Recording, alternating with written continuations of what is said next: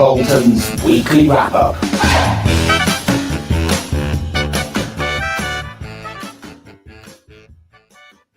Hello, Ben. Hello, Jeremy. Happy nearly Friday. Happy nearly Friday. It is nearly Friday. We're near enough really live. It really is. I'll tell you more about that later. Welcome, everybody, to this week's edition of Burgess Bolton's weekly wrap-up, where we look at everything to do with the London market, technology, change, innovation. This week, we're going to preview a bit ahead of the Data Jam conference, a week on Tuesday. But as always, let's start with some news. And this, hot out of the US of A, State Farm hit with lawsuit as policy holders claim AI-driven discrimination. Yeah. You spotted this one. We've been predicting this. Yeah, it's the tip of the iceberg. Tip of the iceberg. Tip of the AI berg. Right. Okay, so State Farm, obviously big US insurer, and they're saying that it was a very broad lawsuit, as often they are in the US. It looks like they've done everything wrong. But they're saying that essentially they are targeting there's unfair claims practices and discriminatory algorithms aimed at elderly disabled Black homeowners in Alabama. And they said that they claim that State Farm subjected their insurance claims to heightened scrutiny because of their race and disabilities, delayed payments, financial hardship, and so on. So there's a kind of, I think there's a really just, some litigation around a claim that hasn't been paid. Yeah. But then it goes into, and that's the main kind of point, which is there was a failure to pay a prompt payment for lightning and water damage, which was exactly $372,437.36. Very precise, isn't it? That's excellent journalism.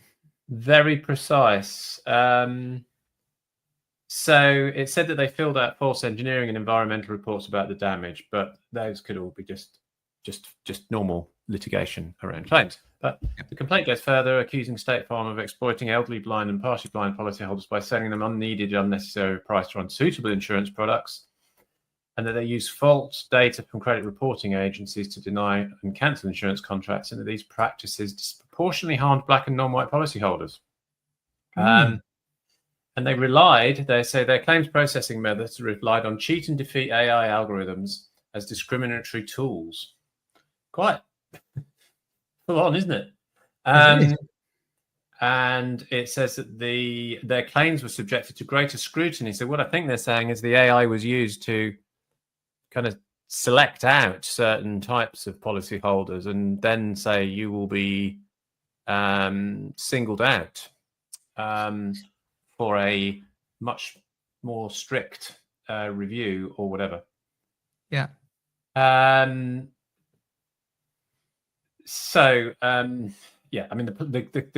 complaint goes on, and it's that these are only allegations, as nothing has been proven. Still, the breadth of the claims, the fact that AI is mentioned in it, the problem that insurers are going to have, I think, is that if they're using AI anywhere, it's going to be quite costly and difficult to defend these sort of claims, whether they're legit or not, because you're going to have to kind of unravel what the large language model did. And explain it. I mean, it's not quite the same as getting one of your adjusters and hoiking them into court to say this is how we did it and this is how we made the judgment or the assessment. So it's quite interesting, and certainly, as this article says, one to watch. Yeah. So it is quite interesting because if you remember back a couple of weeks ago when you pulled out the, I think it was the infrastructure around a very big computer ecosystem. And basically there'd been a virus in it for many years. And I think just goes to show kind of that is almost like the canary in the mine shaft, or whatever the phrase is. Yeah, that's the phrase. As AI becomes embedded in all software and all kind of hardware going forward, it's going to be really difficult to unpick this stuff if it isn't a separate entity, like it probably is now, like a GTP or a Copilot or something like that. If it's actually embedded, it's going to be difficult. And we're going to talk a little bit more about governance around AI when we kind of tee up the data jam. But it's a big issue, and I think if companies don't get to grips with it now, they will be in hot water later down the line. I would have thought. And I think it's going to be. I mean, what is also different is that normally, I suppose, these things are occasionally about the systems or the computers, I guess, and the data that was used, but they're normally aimed at the judgments of people in claims departments or policy underwriters. And this is actually mixing the two up quite, it's almost saying, at one level, it's saying that they have, made things up to deny the claim. And also that the AI in some way has been part of the decision-making process around that. So what the insurer could claim, I guess, is saying, okay, look, we've used this AI, it all went haywire and it's made a bad decision, but it's not a conspiracy. We didn't do it deliberately. It's just what happened, and we're very sorry about that. And maybe that's what they'll claim. Or they say, well, our AI is part of what we do, and it's infallible, and it doesn't, which is also, I think, unlikely, because I don't think anybody thinks AI is infallible. But then they'll also be testing the general problem, potentially, of AI being naturally biased because of the data it pulls on, which is not typically from minority groups. And that has been a complaint for quite some time about the dangers of AI. Yeah. So wrapped up in this one case is almost everything. That's perhaps not everything, but most of the things that you would say give keep insurers awake at night. Yeah, absolutely. So as you say, Ben, one to watch, and let's kind of build on that a bit, because I wanted to just kind of preview the data jam coming up week on Tuesday, where we're looking at everything to do with data analytics, AI and automation in the insurance sector, and looking at it through kind of two lenses. Firstly, a strategic lens, the way that those technologies and the data analytics is driving change in the industry, but also then how individual firms are using the new tools and ways of working in order to enable their operating and business models both now and in the future. And it's quite interesting that I have just pulled together the results of the pre-event survey that draw on some of the challenges that we've just been discussing in that article about State Farm. So here are kind of the 5 top things, I suppose, the challenges or what people would like to gain from the conference. And I think they draw slightly on what we've just been talking about. So practical guidance on how AI can be deployed from pilots to scale solutions. I think there's a big problem, and you don't. This doesn't have to be AI. If you look at any kind of digital initiative or any initiative that is started off as an innovation in one part of an organization, and then you try and scale it across the whole of the business, you start to come up with up against challenges, whether they be technical, operational, cultural, whatever it is. So I think looking for kind of guidance within the AI sphere is one thing. I think one of the biggest challenges, number 2 there, poor data foundations, poor data quality, interoperability and legacy systems across the London market do pose genuine challenges for people who want to try and adopt these new ways of working based on data analytics and AI. The third one, so playing into what we've just been talking about, so a strong demand for clarity on AI governance, ethics, and regulatory expectations. So there's obviously an awareness there of the types of issues that we've just been talking about, and I think everybody is struggling with that balance between innovation and staying not within the law, but making sure that you're not developing systems that could go crazy down the line or something like that.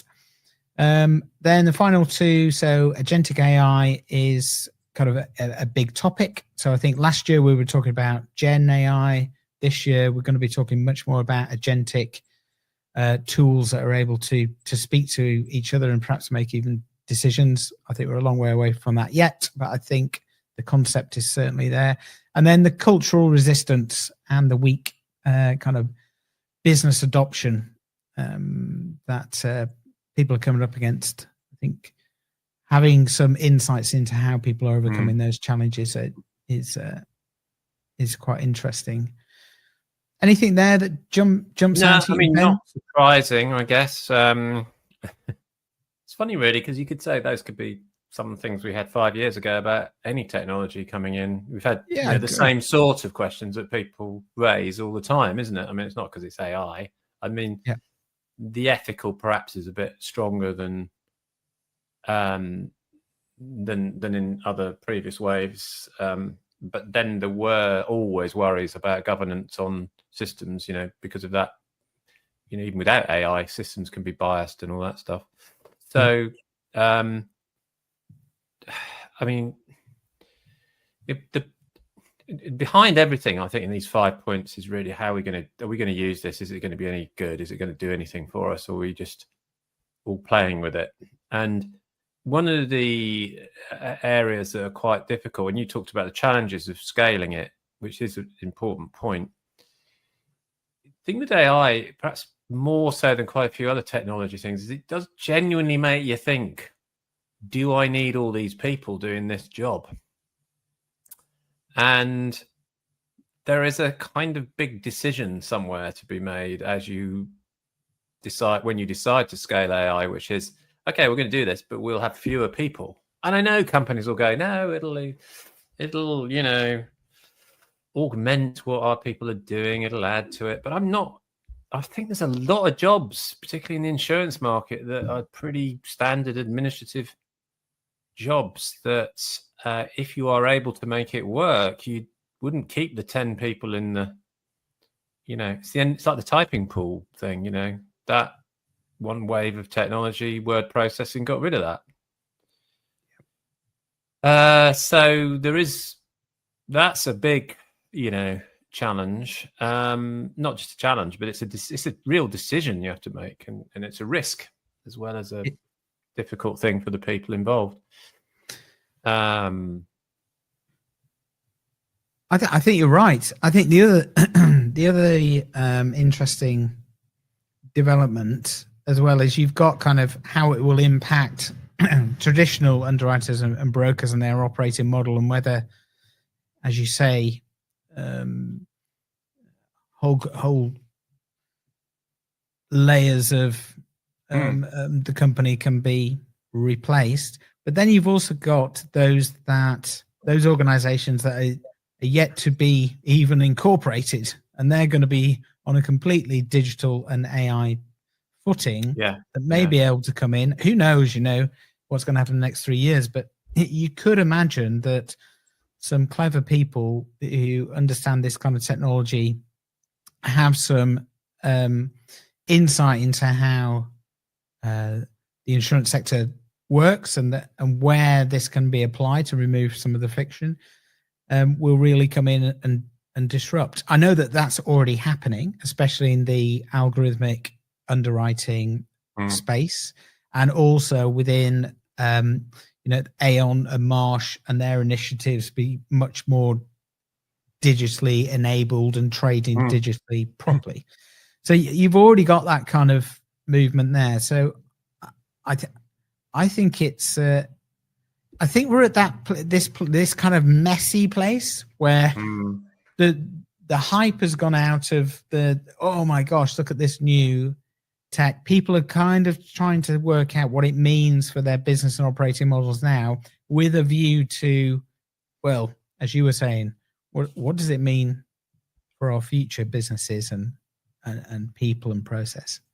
And I think it's also to do with what does it mean for my business, because the public AI programs that you can buy fairly cheaply into now are public, and you don't therefore necessarily get that much advantage by using those because everybody else is using them. They only come into their own when you've embedded some of that latest kind of digital software into processes and systems that you use yourselves that are proprietary to your business, unless of course you're got market systems, and that's another thing. But it does mean that it is going to be messy, as you say. I think it's going to be, because what we're talking about is not just AI, and often these conversations are just about AI, but actually technology is generally moving on anyway, and there's a strong move, as you say, to automate pricing in underwriting businesses. So even if you took AI out of that equation and said, well, that's going to happen sometime soon because it's about efficiency, nobody's going to disagree that that's going to happen. But does the weaving in of AI speed that up or help it in some way, or take you to some different place, which is, wow, we're not just pricing things here, we're doing other stuff, which, Aon, for example, has just announced a claims co-pilot system. I don't know what it does, but I imagine it gives their clients access to data on claims and things like that, and they can interrogate with perhaps like a front end like Copilot or ChatGPT and find out what's going on with my claim. Yeah, I think you're right. Why don't we pause there, Ben? I'd like to play a video of Sasha Jory, who's the Chief Information Officer at Hastings, who's given the keynote presentation, along with Sagar Kandawal, who's the partner at EY. And I spoke to them 8 to 10 minutes, just talking about some of the themes that they're going to be covering during their session. And I think that'd be a nice segue into kind of closing this off and hopefully teeing up off the conference. So let's hear what they've got to say. So hello, everybody, and welcome to today's session as we start to build momentum towards the Data Jam 2025. In our discussion today, we'll explore how insurers are translating digital ambition into practical delivery, using innovation, data, and AI, not just as buzzwords, but as catalysts for lasting change. And I'm joined by Sasha Jory, Chief Information Officer at Hastings Direct, and Sagar Kandawal, partner at EY, who are leading major transformations at Hastings and other organizations. So it's going to be great to find out a bit more about those initiatives and also what you'll be covering during the session. So welcome, Sasha and Sagar. Hello, good to be here. Good to see you. Thanks ever so much for your time today. I wanted to start by perhaps touching on your keynote presentation at the Data Jam on the 25th of November. That's entitled Driving Digital Transformation Through Innovation, Data and AI. And I just wondered whether you could, without giving too much away, give us the kind of key themes that you'll be exploring and perhaps just reflecting on the journey at Hastings Direct. Yeah, absolutely. So we're super looking forward to sharing the Hastings journey with the audience. These types of projects are not simple. They often face many barriers. So we hope that by going through how we approached our migration onto Snowflake, we'll be able to provide some answers on the what to do, and of course, what not to do, the lessons that we learned and the pain that we felt through the journey. So key to unlocking any big program is having the right goal and the determination to succeed. So we'll talk a bit about the resiliency and the tenacity needed to remove legacy platforms. And we'll share a little bit about the benefits and the reasons why, despite the pain, this is definitely the right thing to do. Yeah. And I think if I may add to the intro that Sasha gave, I think what we'll also be covering is how we can bring the best of both of our organizations to bear, so that we are not reinventing the wheel, for one of the better terms, and bringing the best of the capabilities across the breadth that we have in order to deliver that particular journey. In most of the data transformations I have been involved in, it is never rosy, as Sasha said, but how do you understand, how do you navigate that overall journey is what we'll look at bringing to life. Yeah, I think it's really important that we come together and collaborate on these things, because there are common lessons to be learned and pitfalls to be avoided, and I think if we can share those, we can really catapult the industry forward. So yeah, really looking forward to that talk. Just thinking about kind of the vision for data, and I guess how it's treated in insurance organizations. Over the last 3 to 5 years, have you seen a change, Sasha? And where do you see the opportunities for data analytics and AI going forward? Yeah, well, the landscape in technology and data is always changing. And I have a favorite saying. I basically talk about data being the life of any insurance organization. So the ability to access, interrogate, and utilize data in our pricing and underwriting decisions, I think, is a key differentiator between being a good insurer and the best insurer, especially in the UK market, which is heavily driven by price comparison websites. So for me, the democratization of data is key to unlock that power. So making sure that everyone in the organization can work with curated and consistent data just means that great ideas can surface a lot quicker. And of course, AI is a big enabler if your data is accessible and understood, and it will help a huge amount as well in terms of mining and understanding our large unstructured databases. I think in data, you just can't stand still at the moment. You have to constantly be prepared to innovate and try new things. Saga, what do you think? No, I absolutely agree, Sasha. I think if you look at everyone is talking about using of AI and getting optimization of AI, but if your data estate is not in a place where it can feed AI and the models that are being there, you're already 5 years behind, because you have to do an uphill battle in order to understand your data ecosystem before any sorts of machine learning or the new types of models can be applied to it. And For organization like ours, which is Hastings, if we understood that particular journey upfront, and now we are in a place where, for one of the better terms, the fundamentals and basics are sorted, which means we can accelerate, and which I think is going to be key differentiators if we want to get the benefit out of the ever-changing AI landscape, and use that back into the business benefits more from a customer perspective and from an employee perspective. That will be super critical. And I think there's also another component, isn't there? There's the kind of cultural and people aspect to it. There needs to be that data literacy in organizations in order for people to firstly embrace what this change will mean for them and not perhaps fear it, but also then you get those sparks in innovation where people go, I see now how this might be able to help me. I might, get rid of the drudgery or whatever it is. And have you felt that, Sasha, that kind of change within the organization of people have seen those kind of sparks of innovation that have changed their world?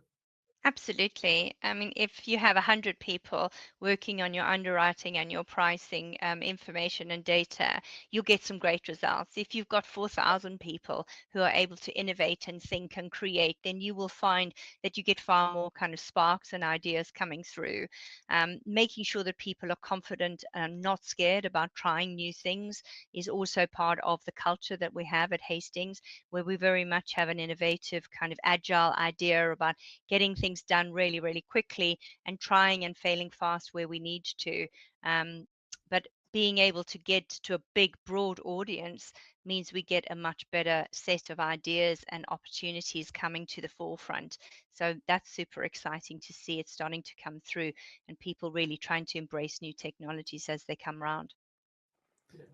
And I think if one of the things that I think I've seen major difference in the last 12 to 18 months is the time AI and the LLMs have been coming out.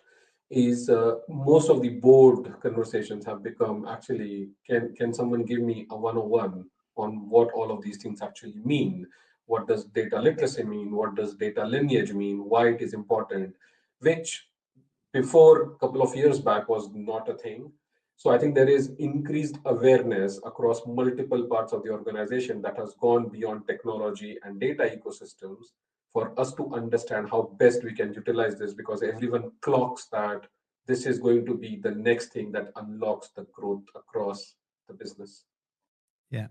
And I think also there's one more thing about it. It's kind of that democratization of this type of technology where, as in the past, perhaps we've had technologies where it's only been pushed down, you know, it's been seen at the top as a good investment. We should do this. And I feel that the AI, you know, is at people's fingertips. They can go home and they can try it and they can see what's there. So the innovation is coming from kind of both ends of the organization, both top down and bottom up, which I think is an interesting dynamic, but can put pressure on people in your position where, especially when you're thinking about governance and things like that. It does, but I think, you know, for me, what drives me around technology is to make sure that it works, that and data just work brilliantly, that our colleagues, our customers can do what they want to do with no barriers and no constraints. That doesn't mean that you don't have guardrails and governance and controls that are necessary to ensure that our data is protected and safe. But it does mean that, you know, for me, if nobody is talking about technology and data in the organization, that's the moment when I'm the most happy, because what that means is that there are no barriers. There's nothing stopping anybody from doing anything innovative or creative. And we are performing our job really, really well. So I often describe technology and data as the blood of an organization. And, you know, as a human being, we have blood. It does an essential job for our well-being every day. But we don't think about it. We don't wake up and wonder, how is our blood doing today? And so for me, if we don't have to wake up and think about technology and data, it's just there, it's doing its job, then I think that that is the way we would create that innovative kind of environment where we get so many better ideas to come forward. Yeah, great. Just picking up that theme around kind of passion for technology and data. Is there anything out there that's really exciting at the moment that you wake up in the morning and go, crack, I can't wait to get my hands on that? There's so much, isn't there, Sagar? I think we're not short of ideas and things that we want to get our hands on. And anybody who works in technology and data knows that you can't really be on top of everything at any one stage. It's changing so fast and so quickly around you that really it's about being agile and having, as Sagar said, structured data assets that you can utilize to be able to perform AI analytics, machine learning. You know, I like to be able to say to my colleagues across Hastings, if you can dream it, we can build it. So let's get on and start to really think about it. And the technologies we use from month to month are often interchangeable, and it's around being agile and able to adapt to that. But yeah, that's pretty much what keeps me excited about being in technology and data, is that it is a whirlwind and it keeps on getting faster. What do you think, Sagar? I think for me, I am more excited about the future of agentic, and when a lot of people talk about agentic, but how do you get the data to feed into the AI frameworks for the agents actually to be what I call as minions that can do various sorts of things that we want to do, and that can be either improved software delivery lifecycle, it can be automating back office operations, it can be supporting customers, etc. So I think there are a lot of POCs and a lot of people talk about it, but I feel very excited about actually seeing them land into production with real life use cases, because I think the amount of things that it can do is huge. It is just us getting there as fast as possible. So that actually is what I'm looking forward to. Yeah, and on that kind of looking ahead to what's on the horizon, I think that agentic piece is really important. I think it's important for people to understand that when it gets to that level of sophistication, it isn't one agent doing a job start to finish. It's many agents in a process. So you really need to understand your organization, the processes that you currently have, where the friction points are, where the business challenges are, in order for you to solve that. Just thinking about that prioritization, Sasha, that must be fixed to a kind of North Star, a strategy within the organization in order to kind of move to that type of environment, an agentic environment. Yes and no. I mean, I think that incremental gains are really, really important as well. So what I try to do when I'm working with the business areas around opportunities in agentic AI is to start small, start with small things that we can do, start to get our confidence in it, reiterate and iterate and iterate, and then build more and more confidence in the responses and answers that we can get. And then that way, it also triggers new ideas and new things that we can do. And we found that working in bite-sized pieces actually means that you go really quickly rather than trying to solve everything all in one go. And it also builds confidence and buy-in as we go through, working really closely with our colleagues so that they don't fear what's coming, but they can actually get excited about the outcomes that they will achieve. Great. And I think to add to the experience, at least I have with Sasha and Hastings, is you're not fixated around what we typically call in consulting as define a North Star and then define a transition plan, straight plans to get there. I think it is about there is a vision, there is a goal. Let's just get there. If we get there in 4 hoops, it's good. If we get there in 14, it's still good. But can you get there faster? Can you be innovative? Can you adapt as you go? Is the ethos, which I think is very, very refreshing to the teams on the ground. That's great. Well, thank you both for joining me for today's session, where we're looking forward to the data jam and some of the themes that will be covered there. I'm very much looking forward to the keynote presentation on the 25th. And yeah, look forward to seeing you both on the day. Fantastic. Thanks very much. See you there. Thank you, Jeremy. Looking forward to it. So it's always interesting to hear what people are going to be talking about at the conference. And I think for me, I think it's the live conversations on the day that are going to be really good. So hopefully Sasha and Sagar will help stimulate those conversations at the event. And you will be as well, Ben. You're going to be there. Yeah, will. Yeah, I've been there. I'll be there. Excellent. Stimulating everybody. Good. Right. On that note, let's move on to solar storms, Ben. What's insurers look up as solar storms surge? So I was at a claims event this week, and the reason I've chosen this story is because someone there who was a bright young spark said, God, have you heard about all these solar storms things? They're really quite big deal at the moment in claims. And I said, I thought they were like the sort of thing that your favorite news channel chooses every so often and never really happen. But apparently they are quite big. So the moment you've got this what they call the Aurora Australis, the Australian Aurora, Cobber.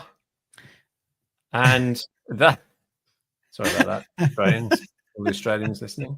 But it's been all over the Australian skies, these beautiful green, red, like the Aurora Borealis type stuff. But then it's all very pretty, but apparently these solar storms are they're called, maybe I'll get this right, they're born of coronal mass ejections. Of course they are. Eruptions on the sun that propel charged particles towards the Earth. and they can produce currents powerful enough to fry transformers, disrupt satellite navigation and communications, and even trigger large-scale power outages. Now, I think we've talked about this before a couple of years ago, but it then was a bit of a little sort of side story. So this one in Australia now is pretty large, apparently. It's quite an intense geomagnetic storm, said Dr. Sarah Webb, astrophysicist at Swinburne University, which I assume is in Australia. And so while for insurers, for normal people, this is pretty. For insurers, this is definitely a thing they're looking at. So they've begun to pay closer attention to this risk because it could be significant if it knocks out all sorts of systems, which it would.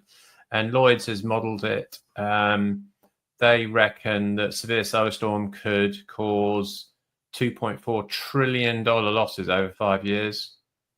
And that would come from power blackouts and cost of replacing high voltage equipment.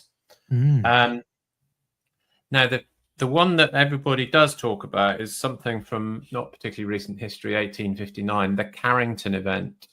That's the largest. You know it, obviously, don't you? Yeah, I do. Yeah. The Carrington event, the largest solar storm on record, set telegraph wires ablaze, and they only really had telegraph then. I don't think you could even boil a kettle in those days on electricity. You could that day. Sorry? You could that day. You just left it outside. Yeah, you could that day. And in a digital electrified world, the consequences would be exponentially greater. So these are really being taken quite seriously. And various carriers, insurers are experimenting with parametric covers and trigger payouts when it passes a defined threshold, because I think you can kind of measure that. And there are, they're talking to grid operators about how they, kind of manage against it. But pretty. So the one in Australia was benign. It wasn't causing big problems because but the level of geomagnetic activity was one below the most extreme category. And so it's interesting, and it seems like it's a real thing. It's gonna, we've got to be thinking about this, or insurers have. Yeah, absolutely. And it makes total sense. I mean, I don't know how many hundreds of satellites there are now in space, but I assume that they'll be affected by this type of activity. Well, it's funny you should say that, because February 2022, SpaceX, Elon Musk's bunch, 40 satellites knocked out by solar storms. I don't know. That sounds expensive. Several million. Yeah. Knowing him. But anyway, some of his satellites were knocked out. Yeah. Well, there we go. Something to keep an actual eye on. And they've also, just to say, because I have researched this, they've seen one, in other words, a recorded one visually in a far off planetary system. In a far off galaxy far, far away. Yeah, exactly. Luke Skywalker has been there and seen it. They've seen it, and it's kind of blasted across all these planets. And they said that this is what it does. It kind of scrapes, when they're very serious, they scrape the surface basically of the planet, and they take them from this potential Goldilocks space, which you have to have for life to exist, to a living radiation storm hell. Happy weekend, everybody. That's my phrase. That's not a scientific phrase, that one in the end. But that is what it is, a living radiation storm hell. And those are, those are uninhabitable, those planets. So you wouldn't find life. So they said it's a bit of a blow. So they're really, all these scientists and people are watching it very closely, as are insurers. Right. Well, there we go. Informative and quite scary. All So in if you one have go. a coronal mass ejection, you'll know what it is. Yeah. How do you follow that? I know. I have to play it very, very carefully. Yes, indeed. Well done for saying that. Right. Let's wrap things up. Ben, what are you doing this weekend? Not very much, actually. Right. No, I'm not doing anything. Nothing So planned. let me jump in because I've been called up for international duty. Have you? I'm playing an away football match in Spain. Brilliant. So the last 3 times we've got absolutely annihilated by the Spanish tiki-taki, where we're much more 1950s. Yeah, knock it into Long the penalty ball. area and try and head it in. Yeah, that's happening, which is no good for me because I'm only about 3 foot. Yeah.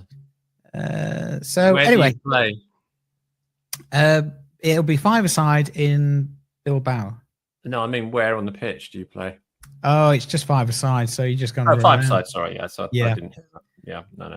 Then you can play everywhere, unless you're not very fit. You can just stand at the back. Just under the back. Yeah, that's it. So yeah, I'll let you know what the defeat was next week. Yeah, well, it's going to be horrible here. So you should have, if you get nice weather, you'll be lucky because it's going to be very wet apparently, and it's going to get cold at last. Hooray! Well, hooray for getting cold, I think. Yes. Good. Right. Thanks for tuning in, everybody. We'll be back next week, and have a good weekend. Have a good weekend, folks. Bye. Bye.